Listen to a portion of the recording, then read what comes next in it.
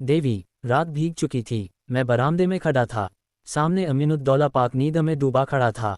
सिर्फ एक औरत एक तकियादार वेचम पर बैठी हुई थी।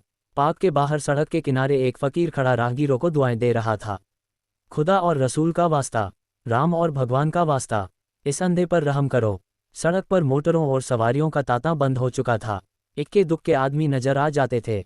फ़कीर की आवाज़ जो पहले कारखाने में तूती की आवाज़ थी अब खुले मैदान की बुलंद पुकार हो रही थी। एकाएक वह औरत उठी और इधर उधर चौकन्नी आंखों से देखकर फ़कीर के हाथ में कुछ रख दिया और फिर बहुत धीमे से कुछ कहकर एक तरफ चली गई। फ़कीर के हाथ में कागज़ का टुकड़ा नजर आया जिसे वह बार बार मल रहा था। क्या उस औरत ने ये कागज़ दिया है? यह क्या रहस्य है? उसके जानने के कुतूहल से अधीर होकर मैं नीचे आया और फ़कीर के पास खड़ा हो गया। मेरी आहट पाते ही फ़कीर ने उस कागज़ के पुर्जे को 2 उंगलियों से दबाकर मुझे दिखाया और पूछा, बाबा देखो यह क्या चीज़ है? मैंने देखा 10 रुपये का नोट था। बोला 10 रुपये का नोट है, कहाँ पाया? फ़कीर ने नोट को अपनी झोली में रखते हुए कहा, कोई खुदा की बंदी दे गई है। मैंने और कुछ ने कहा।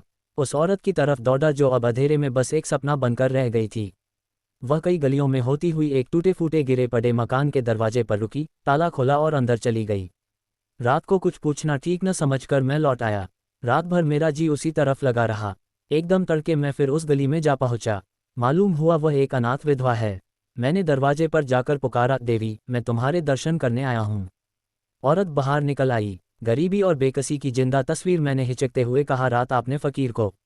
देवी ने बात काटते हुए कहा, अजी वह क्या बात थी? मुझे वह नोट पड़ा मिल गया था, मेरे किस काम का था? मैंने उस देवी के कदमों पर सिर झुका दिया।